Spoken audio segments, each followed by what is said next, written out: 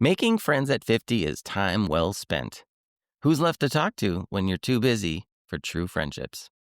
By Brian Harriet. I'm almost 50 years old, and I think I need more friends. But is it even possible to develop deep, meaningful friendships later in life when we have so many things pulling at us?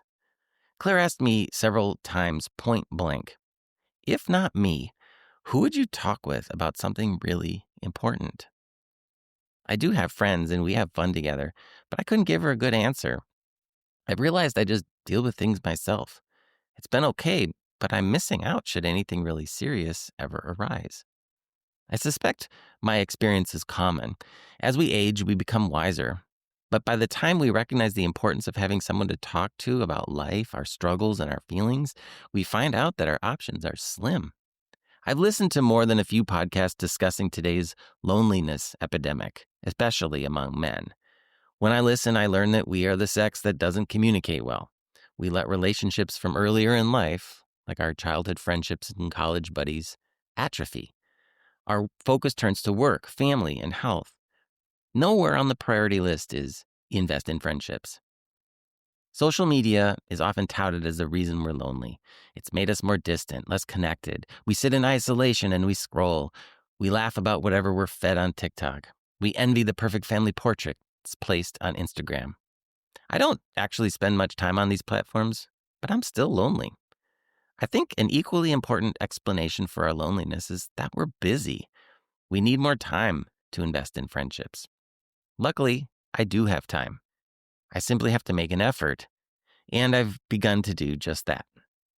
First, I'm paying more attention to those people I want to become friendlier with, those in my orbit who'd be worth my time.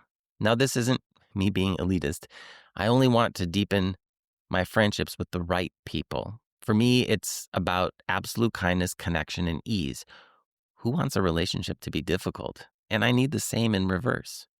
Then, when I find someone who aligns with my ideals, and you'll have yours, I must be the one to put in the work. And here's why. We're not in the university dorms any longer where proximity breeds friendship. We live in our respective communities. We're no longer bored with nothing to do on a Friday night. Instead, we have too many commitments. And today's world is full of distractions. Everyone and everything are competing for our time, so we have to be the ones to push through. My new friend, Trevor, made a point to visit me at my cabin this summer. He lives in Kentucky and helps his parents in Canada, but he made time to visit me for a weekend in northern Wisconsin.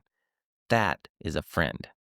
And Trevor, I'm sorry you strained your rotator cuff trying a slalom water ski start. I took a lesson from Trevor and invited another new friend, Vina, to a book signing by Oliver Burkeman, who we both love. Next, we might attend a Christmas drag show in San Francisco. Vina and her husband Jesh are more than 10 years younger than Claire and me. It's really fun to have fun friends willing to do crazy things like this. Both Trevor and Vina passed my kindness, connection, and ease test, and they've been uber supportive of my book project. I invited both to join me on an episode of the Time Freedom Podcast.